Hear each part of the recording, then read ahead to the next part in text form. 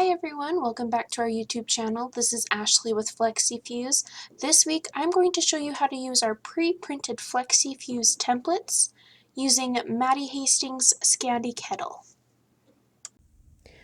As you can see, I've got myself all set up. I have my pre-printed FlexiFuse templates and my layout guide. So what I'm going to do is do a rough cut out of all of my templates and get ready to pair them with the fabric I've chosen.